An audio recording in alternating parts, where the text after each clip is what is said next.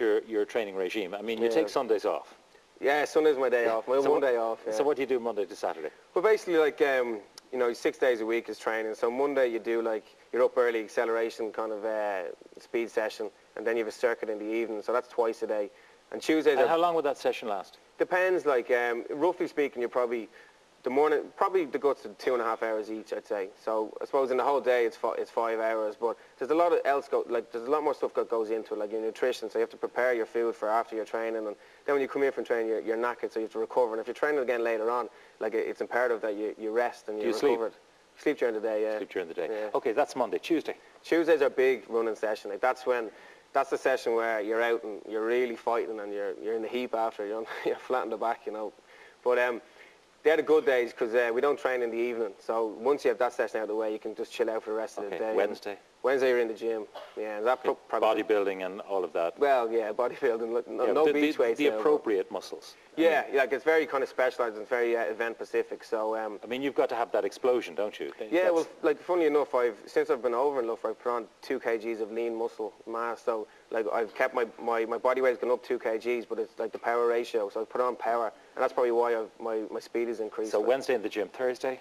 Thursday you're back on the track. Another kind of hard running session. Okay. Friday? Friday in the gym again, pumping away. And Saturday? Saturday's a tough day. You're on the grass. You do like a fartlek session, which is roughly about 40 minutes of just kind of non-stop running up hills and on the grass and through the muck. That's kind of good. I like that. Like it's a bit different. It's a bit different, yeah. Get to you the rest of the week. Exactly. You've got to be incredibly self-motivated though to do this. It's a lonely sport. Yeah, it is a lonely sport, but you know the group I'm in now, they like I'm training with athletes who have the same aspirations and goals as myself, so that kind of makes it a little bit easier. You don't really feel as alone. And my training partner Martin Rooney, whose both parents are actually Irish, we spend a lot of time together. Like he's my training partner, so I'll do all my sessions with him. So there is we're a very individualised sport, but yet you know there is people around you who have similar. Now you achieved in Birmingham a triple whammy, didn't you? Yeah, I did. Yeah. Three birds with one personal stone, best, Irish record, and qualification for Beijing.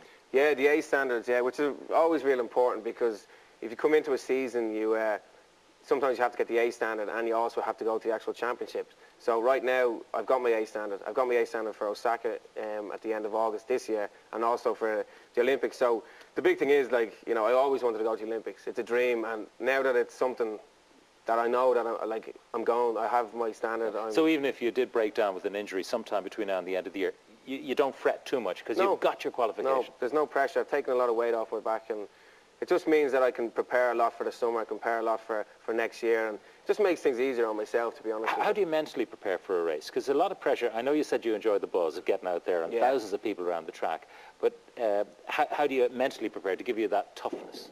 I think, you know, I work with Enda McNulty, the Armagh footballer, sports psychologist, and you know, he's helped me a lot because that's something I overlooked, and I kind of thought maybe sports psychology wasn't all what it was cracked up to be, but you know, after the weekend just gone, it is so important. It's ridiculous.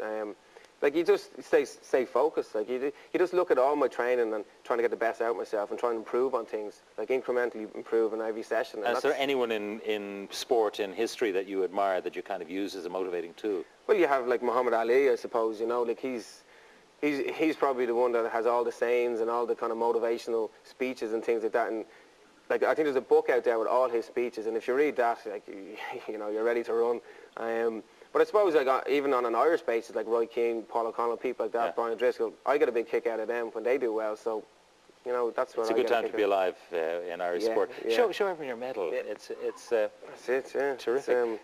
It's nice. It's beautiful. Beautiful. It says Birmingham, and it celebrates your achievement. Where do you now stand in world rankings? Right now, my time at the weekend is the second fastest indoor 400 time in the world. So, yeah, it's not bad. Like, but not bad.